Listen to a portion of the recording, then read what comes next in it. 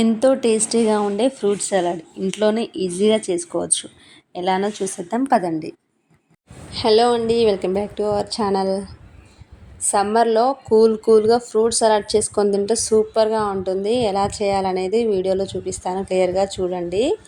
ఇప్పుడు నేను మీకు చూపించింది అయితే కస్టర్డ్ పౌడర్ అనమాట. ఇది వచ్చేసి వెనిలా ఫ్లేవర్. ఇంకా దీనికి కావాల్సింది అయితే ఫ్రూట్స్ అనమాట. ఏ ఫ్రూట్స్ ఉంటే ఆ ఫ్రూట్స్ వేసుకోవచ్చు. మేమైతే ఇంట్లో ఉన్న ఆపిల్స్, పామోగ్రానైట్స్, బనానాస్, ఒక 2-3 గ్రేప్స్ అయితే ఉన్నాయన్నమాట. అన్ని పిల్లలు తినేశారు ఆ గ్రేప్స్. ఇంకా డ్రై ఫ్రూట్స్ అనమాట. ఇవన్నీ కూడా మిక్స్ చేసుకోవాలి. చాలా బాగుంటుంది. మనం బయట తిన్నదానికన్నా ఇంట్లో చేసుకుంటే ఇంకా బాగుంటుంది. తప్పకుండా ట్రై చేయండి. ఇక్కడ మేమైతే 1/2 లీటర్ పాల ప్యాకెట్ అయితే తీసుకున్నాము. అందులో కొన్ని వాటర్ కలిపాము. ఎక్కువ చిక్కగా ఉంటేనే బాగుంటాయి పాలు.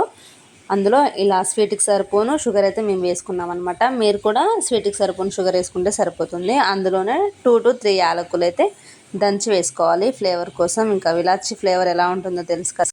ఏ స్వీట్ ఐటమ్ చేసుకున్నా అందులో 2-3 విలాచి ఇలా దంచేసుకున్నామంటే ఆ ఫ్లేవరే డిఫరెంట్ అనమాట. ఇంకా డ్రై ఫ్రూట్స్ వచ్చేసి మేము జీడిపప్పు, బాదం పప్పు అయితే తీసుకుంటున్నాము. ఇంట్లో ఈ 2 అవైలబిలిటీలో ఉన్నాయి కాబట్టి. ఇంకా పాలన్నీ కూడా బాగా కాగనివ్వాలి. అలా కాగిన పాలను కొన్ని చిన్న బౌల్లో తీసుకొని 2 to 3 స్పూన్స్ అయితే ఇలా కస్టర్డ్ పౌడర్ అయితే కలుపుకోవాలి. ఇది ఒక స్పూన్ ఎక్కువ కలుపుకునే పెద్దగా ఇబ్బంది ఏమి ఉండదు. కొంచెం చిక్కదనం ఎక్కువ అవుతుంది అంతే. కానీ చిక్కగా ఉంటేనే బాగుంటుంది. అందుకే మేమైతే ఇంకో స్పూన్ ఎక్కువనే యాడ్ చేస్తున్నాము. ఇలా కన్సిస్టెన్సీ అంతా కూడా ఉండలు లేకుండా కలుపుకోవాలి. చాలా బాగుంటుంది. తప్పకుండా ట్రై చేయండి. మేమైతే ఇది ఎప్పుడూ చేయలేదన్నమాట మా ఇంట్లో. ఎప్పుడైనా సరే అమ్మే చేసి పెట్టేది మాకు. ఇక ఈరోజైతే మా వదిన నేను ట్రై చేస్తున్నాము. అమ్మ చెప్పింది ప్రాసెస్ అయితే ఇలా చేయాలి అని. దాన్ని బట్టి నేను వదిన చేస్తున్నాము. కానీ నాకైతే చాలా ఇష్టం. మేము వచ్చినప్పుడల్లా సమ్మర్లో అమ్మ అయితే చేసి పెట్టేది పిల్లలకి, నాకు. చాలా బాగుంటుంది. తప్పకుండా మీరు కూడా మీ పిల్లలకి చేసి పెట్టండి. బయట తాగే జ్యూస్ల కన్నా మనం ఇంట్లో ఇలా చేసుకొని తింటే ఇంకొంచెం ఎక్కువ తింటాం. టేస్ట్ కూడా చాలా బాగుంటుంది. ఎలాగో పిల్లలున్న ఇంట్లో ఫ్రూట్స్ అవి ఉంటాయి కాబట్టి మనం ఈజీగా చేసి పెట్టచ్చు వాళ్ళకి. వాళ్ళతో పాటు మనం కూడా తినేయచ్చు. ఇలా ఫ్రూట్స్ అన్నీ కూడా చిన్న చిన్న పీసులుగా కట్ చేసుకోవాలి. మనం తింటుంటే అవి నోటికి తగులుతుంటే చాలా బాగుంటుంది. మీకు కావాలంటే కొంచెం పెద్ద సైజు కూడా కట్ చేసుకోవచ్చు, కానీ చిన్నగానే బాగుంటాయి.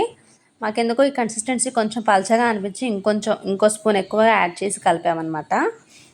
ఇలాగా ఇంకా చేసేటప్పుడైతే మధ్యలో అమ్మనేం అడగలేదు మేము. ఒకేసారి అమ్మ చెప్పిందనమాట, ప్రాసెస్ ఇలా ఉంటుంది, ఇలా చేయాలి, ఇలా అని చెప్పింది. దాన్ని బట్టి మీ ఇద్దరం చేస్తున్నాము.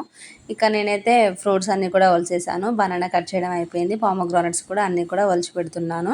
ఇంకా పాలన్నీ కూడా బాగా కాగిపోయాయి. ఆ కాగిన పాలలో ఇలా మరుగుతున్న టైంలోనే మనం మిక్స్ చేసి పెట్టుకున్న కన్సిస్టెన్సీ అంతా కూడా వేసుకొని ఇలా కలుపుకోవాలి. ఎలాగో ఉండలు లేకుండా మనం ఆల్రెడీ చిన్న బౌల్లో కలుపుకున్నాం కదా. తర్వాత ఆ కన్సిస్టెన్సీ అంతా కూడా ఈ బాగా మరిగిన పాలలో వేసుకొని కలుపుకోవాలి. ఎలాగో మనం ఉండలు లేకుండా అంతా కలిపాం కాబట్టి జస్ట్ మిక్స్ అయ్యేలాగా అంతా కలుపుకుంటే సరిపోతుంది. ఇలా కలుపుతూ ఒక 1 minute పాటు స్టవ్ పై నుంచి ఇక స్టవ్ ఆఫ్ చేసుకోవడమే. ఇక మనం ఈ కన్సిస్టెన్సీ వేసాక ఎలా అంటే మనం ఫ్రిడ్జ్లో పెడతాం కాబట్టి చల్లగా అయి ఇంకా చిక్కగా అవుతుంది. ఇలా ఉన్నప్పుడు మనకైతే సరిపోతుందన్నమాట. చాలు, ఇంత చిక్కదనం ఇలా ఉంటుంది. పాలల్లో కూడా ఎక్కువ వాటర్ ఏం పోయకుండా కొంచెం చిక్కగా ఉండేలా చూసుకోవాలి. చల్లారాక కన్సిస్టెన్సీ అంతా చూసారుగా ఎలా చిక్కబడిందో, ఇలా చిక్కగా అవుతుంది.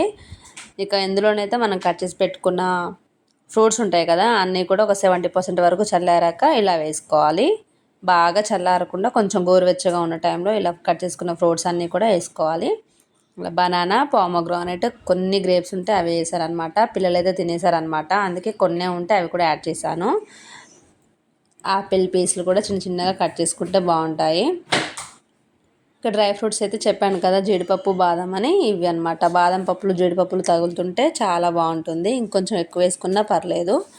ఇలా వేసుకొని మొత్తం కూడా మళ్ళీ ఒకసారి మిక్స్ అయ్యేలాగా బాగా కలుపుకొని ఇంకా వీటిపైన మూత పెట్టి ఫ్రిడ్జ్లో పెట్టుకోవడమే. ఇది ఒక 40 minutes 45 minutes ఉంచితే ఇంకా చాలా బాగుంటుంది. 1/2 hour 10 minutes అట్లా ఉంచి తీయకుండా, నార్మల్ కూల్గా తీయకుండా కొంచెం ఒక 40 minutes అట్లా ఉంచి తీస్తే చాలా బాగుంటుంది. కూల్ అయ్యాకైతే మనకి ఈ విధంగా ఉంటుంది. కన్సిస్టెన్సీ అంతా కూడా చిక్కబడి చాలా టేస్ట్ ఉంటుంది. మేమైతే తినుకుంటూ ఎంజాయ్ చేసాం. అసలు చాలా బాగుంది.